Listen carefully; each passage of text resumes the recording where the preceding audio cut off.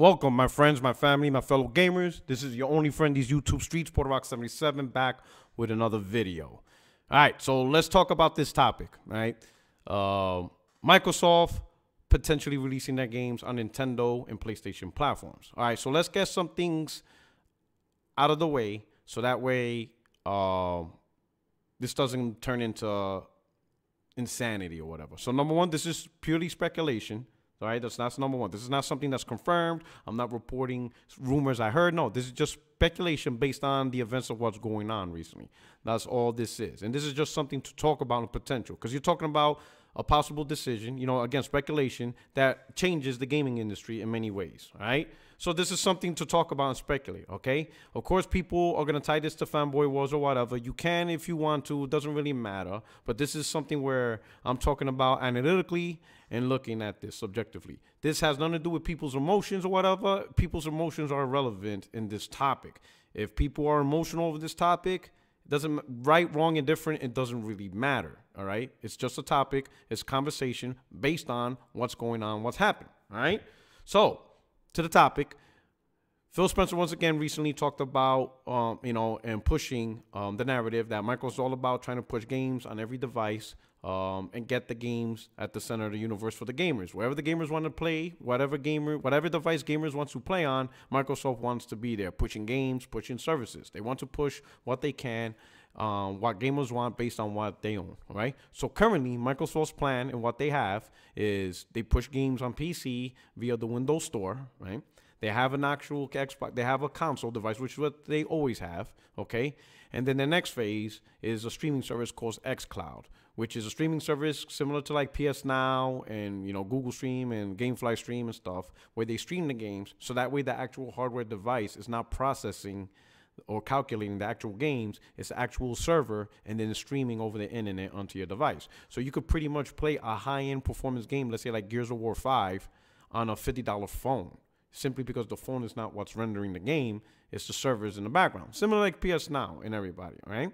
With that method, Microsoft now has access to a lot more devices simply because the device itself is not the inhibitor of playing the games. You understand what I'm saying? The device itself is not the limiting factor.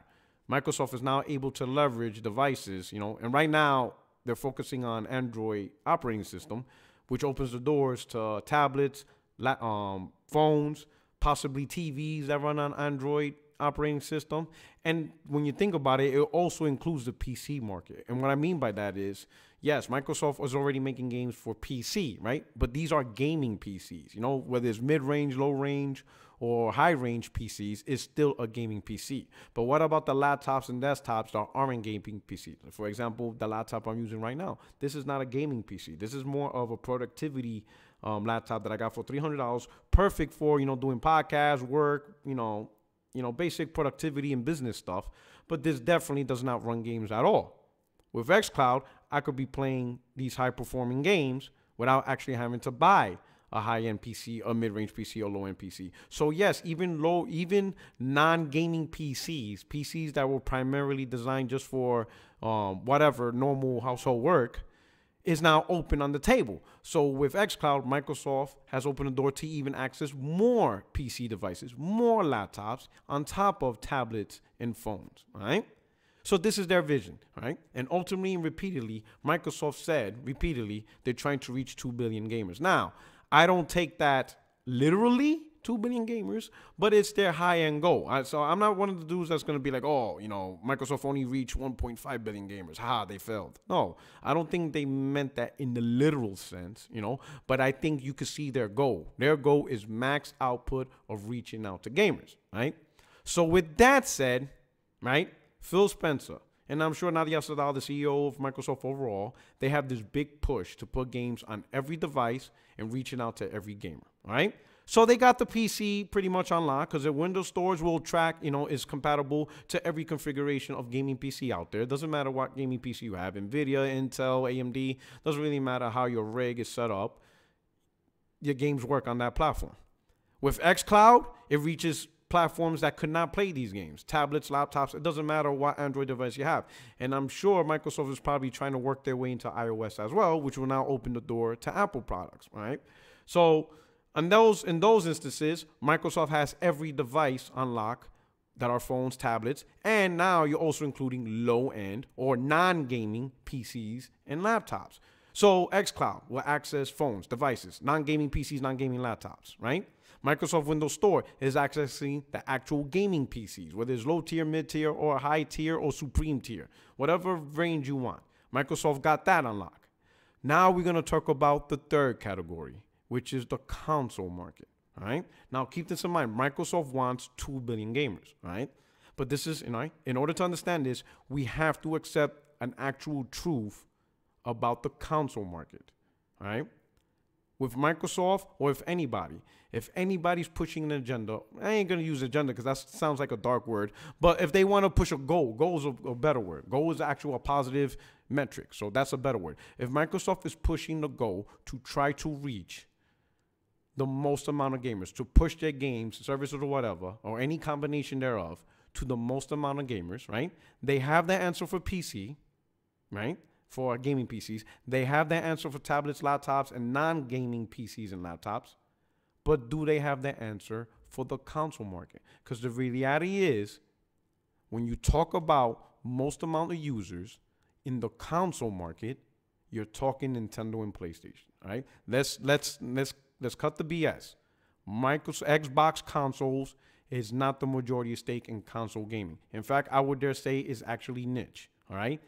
Microsoft Xbox consoles are traditionally regional brand products. They're not worldwide global powerhouse. All right. It's safe to say Xbox is a regional brand. It does very well in certain regions and not that many. But the majority of the global console market, Xbox is not a dominant force. The dominant forces, pretty much the controlling forces of the console market is split between Nintendo and Sony.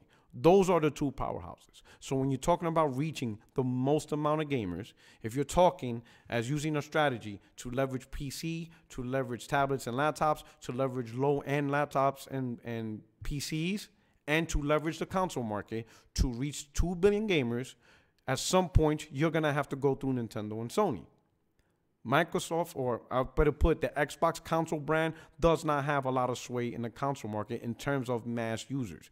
The majority of console gamers play Nintendo and PlayStation. That is just a reality. That's not an insult to the Xbox brand.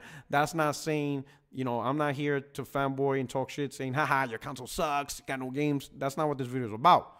It's an honest evaluation that the Xbox brand does not even have half the foothold in the world. It is on the lower end spectrum in terms of users who use Xbox consoles across the globe. Nintendo and Sony have the lion's share of that market. So now the question is this. Number one, looking at this information, right? And Phil, and more importantly, and I will say this more importantly, his boss, Nadia Sadal, I hope I'm pronouncing his name correctly, right?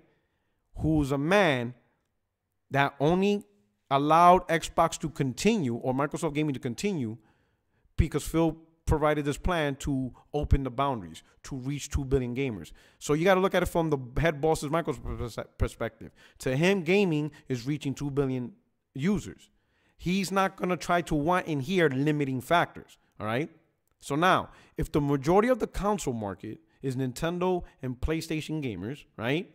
How can Phil have a conversation with the head man of Microsoft and tell him to keep games away from the majority of the console market? How would that conversation play out? Well, to understand why that conversation would take place, let's look back at the history of Xbox first. Let's do a quick recap. Obviously, Xbox came out and launched in 2001 on the idea of Bill Gates and many other figureheads, right? And at the time, the intention was to create a powerful console to take advantage of the console market and to be a direct competitor to Nintendo and Sony platforms, right? Initially, it sold around 21 million, low 20 millions, but that was expected according to Microsoft plan. They lost like $4 billion. But again, in their eyes, that was an investment to get their name out in the market, right? The following generation, with the launch of Xbox 360, Peter Moore, who originally worked for Sega, he orchestrated. He was the head of Xbox, right? And he had a phenomenal plan to put Xbox on the map, which he executed very well. He had incredible titles, compelling titles for the platform. He was able to cash grab a new IP, Gears of War, that was made by Epic, who's a third-party provider, but he was able to secure that as an exclusive for Xbox. He was able to secure timed exclusives of big-time titles like Mass Effect, BioShock, Elder Scrolls Oblivion, So there were plenty of titles. Dead Rising for a while. So there was a lot of new IPs and a lot of big titles, okay? But the one thing Peter Moore does not get credit with, and a lot of you gamers don't know, maybe because you weren't around, is he did something that needed to happen to truly put Xbox on the map. And what that was, excuse me, sorry about that. What that pretty much was taking away PlayStation exclusives. Primarily from third party. The Final Fantasies, the Metal Gear, which you didn't do, the Grand Theft Autos, whatever. Or at least the games that were timed exclusives that really put PlayStation on the map. That was his mission. He had to get PlayStation games onto Xbox. You understand? Because if he could do that, and we all know, and Peter Moore understands, exclusive sells consoles. If he's able to pull that, it will help Xbox, right? What was insane in a coincidence, Sony actually helped him with that vision inadvertently. Inadvertently, they helped him. Because at the time, Sony then, for whatever reason, tried to make PlayStation into a multimedia device and a Trojan horse for other forms of entertainment. Namely, one, the Blu-ray player, which they try to push the Blu-ray narrative, and a cell processor trying to tell the industry that this processor is powerful, this is the way the industry should go. Now with Intel, now with AMD, let's go with cell processor. Put in your toasters, put in your microwave ovens, put in your cars. This is the new processor of the ages, and to try to use PlayStation 3 to leverage that. The problem was, one, developers found the cell processor very difficult to program, which did not spell well for the rest of the industry. If, the way they see it, if a damn game developer is having an issue just making a game with the cell processor, how the hell are we going to use this for cars and planes and radar systems and all this stuff?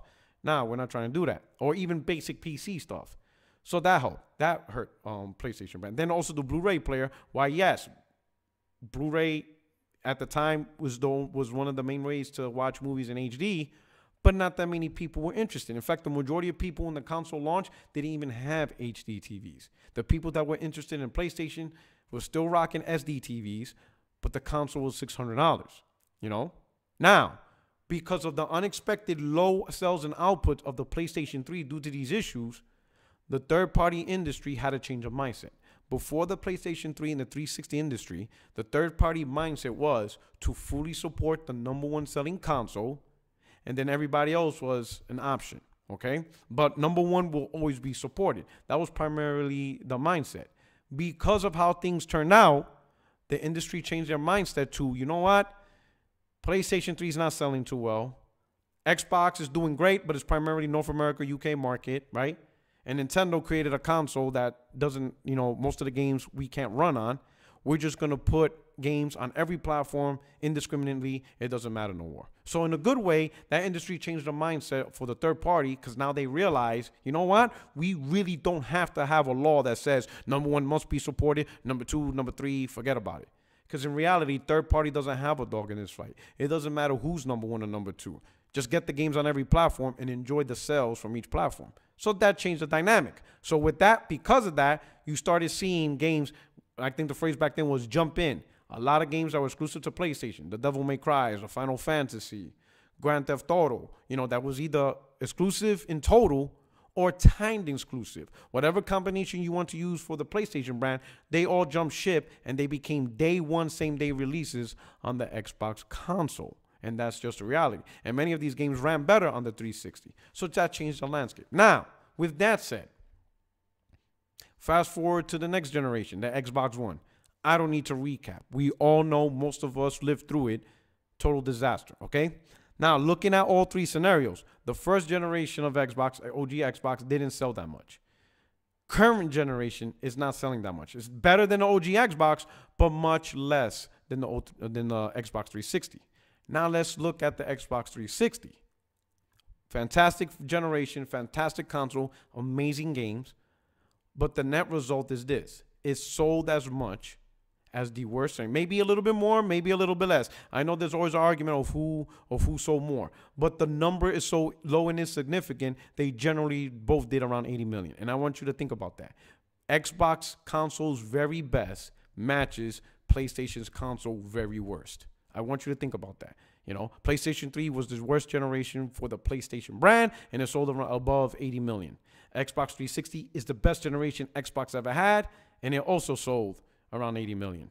That is a problem when Microsoft's best is only as good as PlayStation's worst. And this is important when you think about this for the console market. So now you fast forward, Xbox One had issues, whatever. Currently, it might be around 35 million, whatever. You saw the video. Probably not even at 35 million. Probably won't be at 35 million until next year.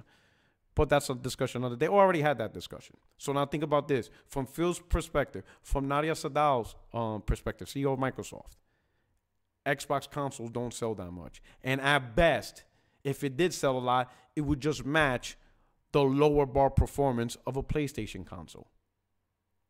You know, chances are Xbox will never be 100, 150 million consoles. Chances are Xbox will probably never be another 80 million selling console again, barring any emergency stupidity decisions Nintendo and Sony would make. You know, if Sony and Nintendo do some crazy, dumb decisions, then yes, potentially Microsoft could sell 80, 100 million consoles simply because the Xbox console is compensating for the faults of Nintendo and PlayStation. But as long as Nintendo and PlayStation keep their eye on the prize and keep their priorities gaming focused, chances are no one's going to look to Xbox. The majority will shift to Xbox simply because they're looking for something else on the mistakes Sony and Nintendo make. You know, with that said, I think Phil and the CEO of Microsoft, they realize this, right? So in terms of the console market, Xbox is not going to have the lion's share, the majority share. There's places where first world countries, because I know people always mention third world, there's places in first world countries, in high economy areas, where Xbox is pretty much irrelevant and doesn't really exist because they just don't care for it, you know?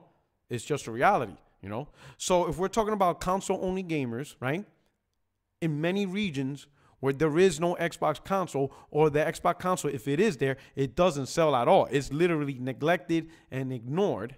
How does Microsoft reach that audience? How does Microsoft reach millions upon millions? And we're not talking about small, tiny demographic. We're talking about millions. I mean, PlayStation on its own right now is at 86 million consoles. So Nintendo, I think they said that they got 30 million, whatever. So like between just them two, it's 120 million console sales. That's a lot of console. That's a lot of gamers on those platforms, and it's only growing. PlayStation's not slowing down. Nintendo is not slowing down. That is a lot of hardware that's being sold.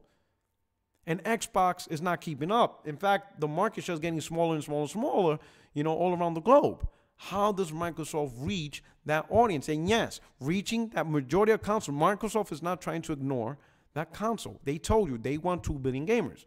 It doesn't make sense to say Microsoft is telling everyone they want 2 billion gamers, but then when you look at the sector of the console gaming market, they're ignoring the lion's share of gamers in that market. That doesn't really make sense to me. It doesn't make sense at all. So this is what I think it plays out.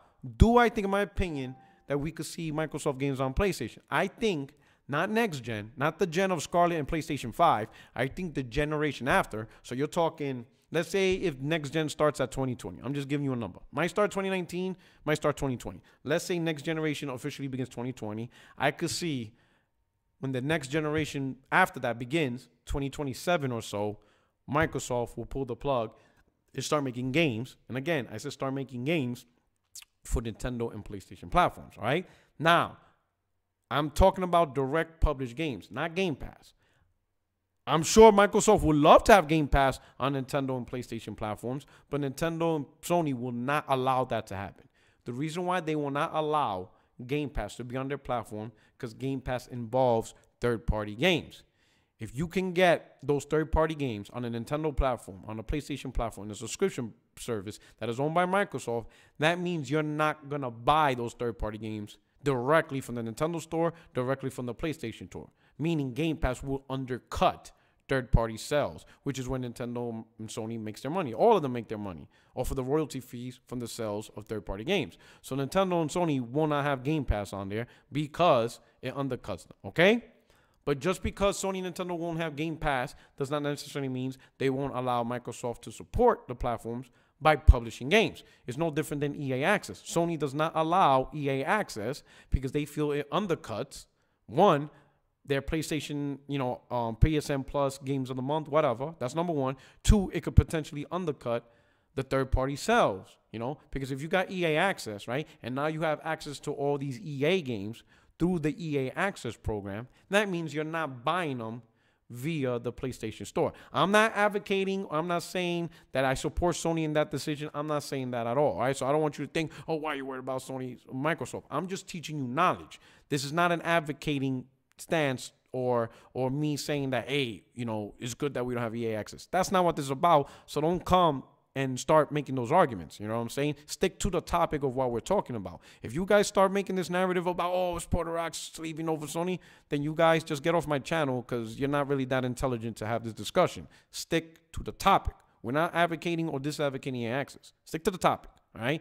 And the reason why I brought that out, because I know that's going to happen, because some of you guys wander into lanes. Like, stick to the train track. This is focus with me, all right? Stay on that. That's another conversation for another day, all right?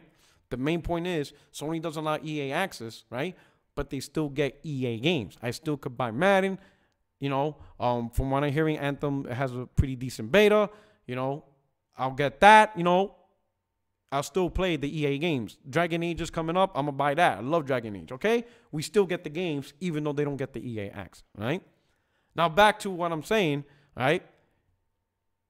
The way I see this, and this is all speculation again, is over the next 5-6 years, right?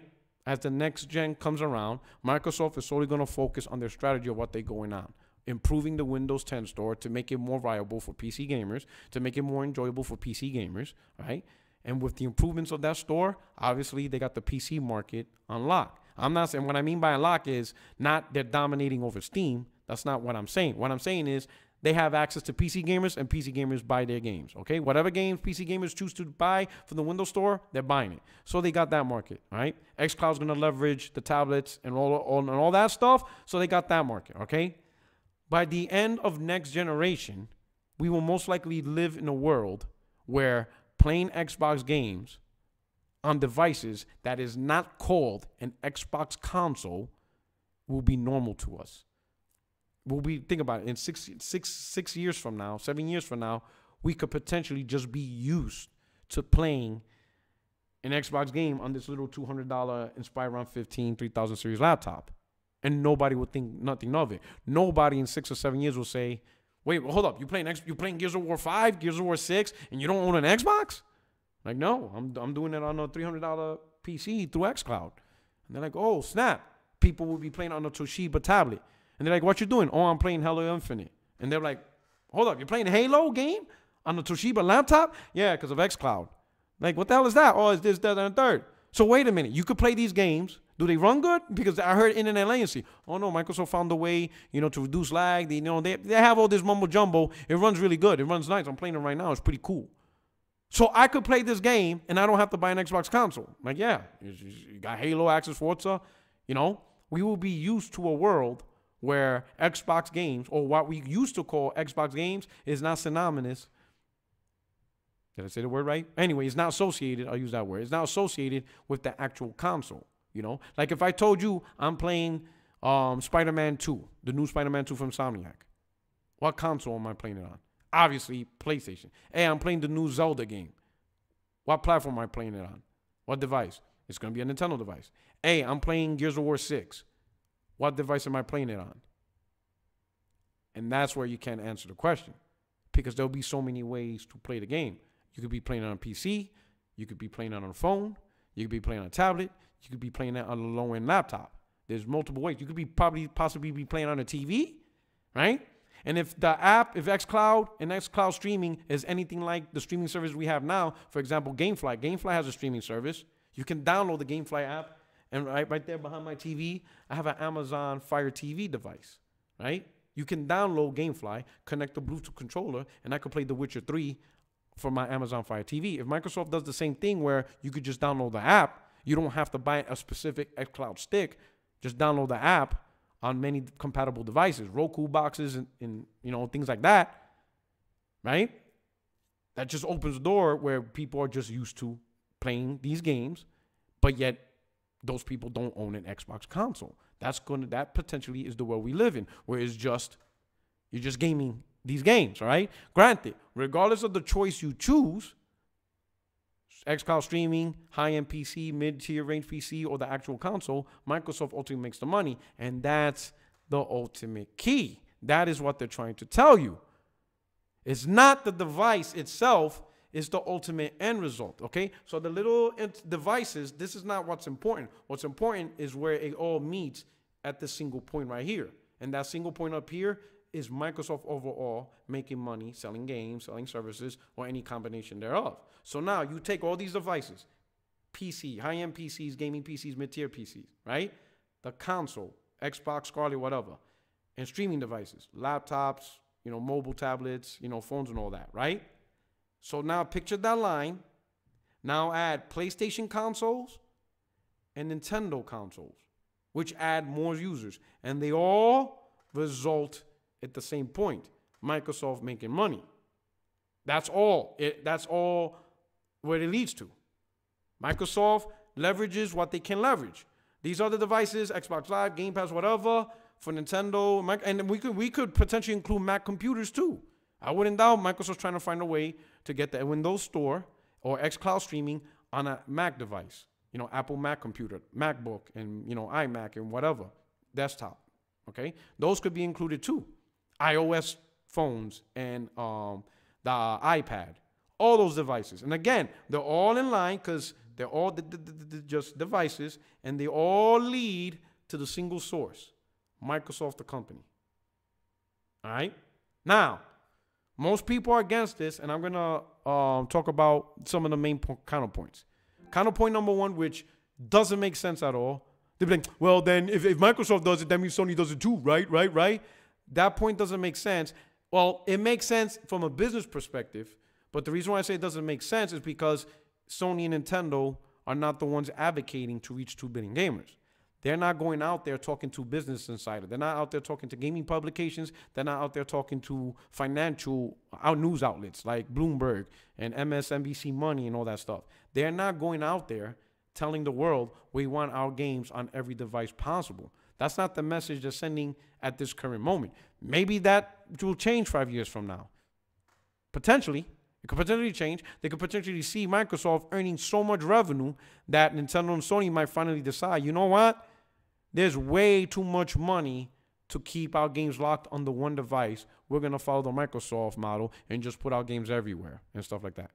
That could potentially happen. I'm not saying that's an impossible scenario. It could potentially happen. What I'm saying is they're not sending that message now. They haven't even come close to addressing that message at all. Microsoft is the only one that is consistently telling gamers over and over and over. They're consistently telling the gaming industry over and over and over, and they're consistently telling financial outlets over and over and over they want their games on every device, spread across any device, taking advantage of everything across the industry, right? So that's argument number one. Argument number two, right, and this is a more logical argument, is they're not going to put their games on competing platforms because it takes away from the exclusive rights of the console, which results in the sales of less console. That is the only legit business, financial, economic, think of all the words you can think of that makes sense. That's the only reason that makes business sense. That putting your games, big high-profile games, on competing devices takes away from your device, right? That is a logical reason, okay? Here's my question. Does Phil and the CEO of Microsoft, do they care? That's the question. Do they care that this could potentially take sales away from the Xbox console, okay? In my opinion, no. Why? Because like I covered before, Xbox console is a regional brand anyway. It is not a high-selling, worldwide profile global product that just sweeps across the world like Nintendo and PlayStation. In the console market, the lions of share is owned by Nintendo and PlayStation, not by Microsoft. So what is Microsoft really losing with a little bit less console sales, right? This decision will not completely erase Xbox console. It's not going to make Xbox console disappear. It's not a decision to remove Xbox console from the equation at all. In fact, this decision won't happen, all right? And here's the reason why I don't think it's going to be as big of its impact. Do I think there are gamers that will drop future, and no longer buy Xbox consoles since you could get all their games on a PlayStation console or a Nintendo console? Yes. Do I think it's a mass exodus? No. And I will tell you why. The number one reason why there won't be a mass exodus like the Jews with Moses leaving Egypt, all right? The main reason, I call it the iPhone effect. And Puerto Rico, people think, damn, Puerto Rico, what the hell you mean the iPhone effect? Right now I got an iPhone. I will never, unless this brand goes away, unless this brand disappears, I'm not leaving. I don't care what feature Samsung Galaxy gets. I don't care. I'm staying on iPhone. Now, I'm going to tell you why. It's not because I'm an iPhone fanboy or I'm an Apple fanboy. I really don't care. All I really do is, for the most part, a lot of the times it's Twitter, Facebook. Facebook is Facebook, Twitter is Twitter. So why am I sticking with iPhone? You want to know why? Because a lot of stuff I bought on iPhone, whether it's movies, music, productivity apps. I have apps where I could take picture and scan it. All this stuff, right? I bought it on iPhone. If I go over to another phone, an Android phone, I can't take all this investment that I paid for with me. You understand what I'm saying? I put a lot of money into some of the apps and some of the things I use on this phone, all right? A lot of stuff, I put money into it.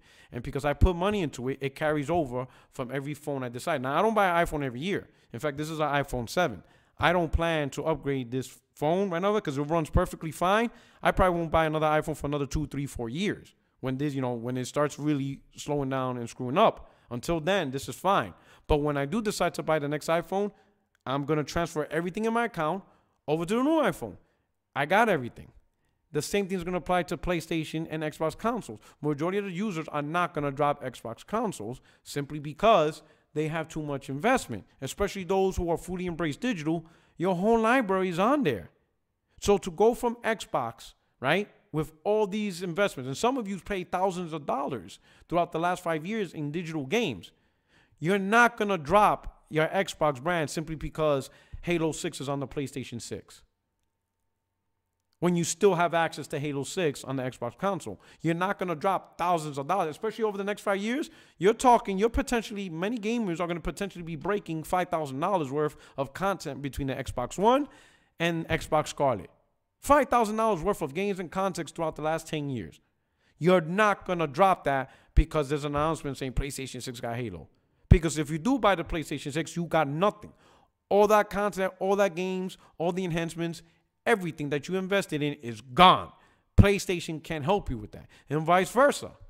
You're not going to drop a PlayStation console for Xbox when you invested so much. It's the iPhone effect. People are stuck on that platform simply because they invested in it, all right? And it's not that big of a deal for features or something else that the other competing platform. It's not that big of a deal, So eventually, in a world where everybody's playing Xbox games, Microsoft games on every device, I see reasonably that Microsoft will push the button and announce, hey, we're releasing this game on Nintendo, we're releasing this game on the PlayStation platform, and no one's really going to blink an eye.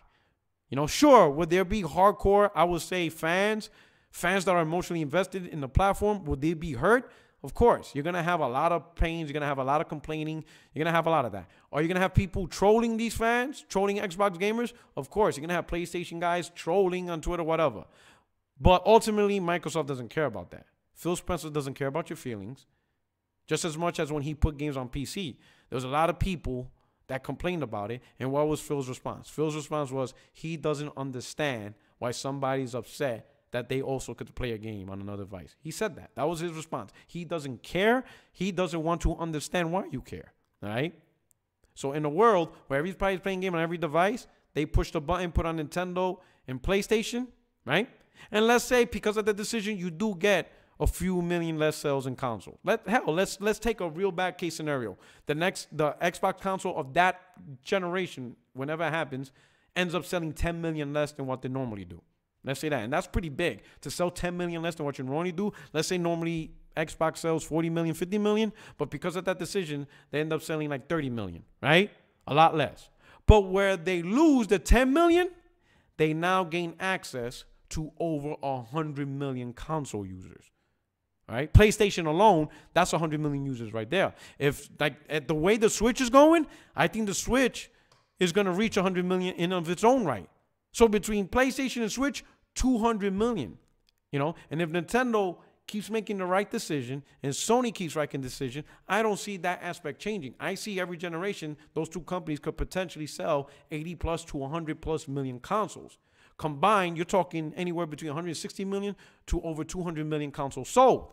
So you lose 10 million on your own console, but you gain 200 million worldwide. And in regions, your Xbox console has never, and will never penetrate. You're accessing gamers you can only dream of in the console realm and perspective. From the CEO of Microsoft, right? How can Phil Spencer, honestly, as the head guy of Xbox, convince the head of Microsoft, Nadia, and tell him, yeah, we're going to keep our games off PlayStation and Nintendo consoles. We're going to keep our games from a user base, from a console fan base of 160 plus million, simply because we're worried about having 10 million consoles less sales in just regional areas. How is Phil gonna shape that to him, you know, when the time comes? You know, how would Nadia Sadal, and I apologize if I'm mispronouncing his name, but we'll just say the head boss of Microsoft, how would the head boss of Microsoft respond to that?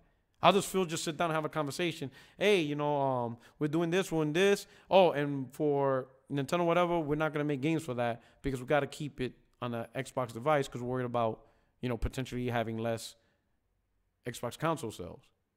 And the head CEO is like, so we're not going to sell games in a market where there's 160 plus million sales because you're worried about losing a few million? So you're telling me you want, in terms of the Xbox console, just the console market, you want this big Halo game that we're creating limited to just 30, 40 million console sales and not add the 100 plus million PlayStation usually does and the 80 plus to 100 plus million Nintendo's doing. So you don't want 230 million access to, you just want access to 30 million. Is that what you're pitching, Phil? He's not going to pitch that. Phil's not going to pitch that. That's not. The truth is, a lot of people that are using console sales, it's the thought and reasoning behind that is because it's really the shit talk and the trash talk and the console war part. All right. Microsoft's vision is to reach 2 billion gamers. And if they truly want to reach 2 billion gamers, they got to go through Nintendo and Sony in the realm of consoles.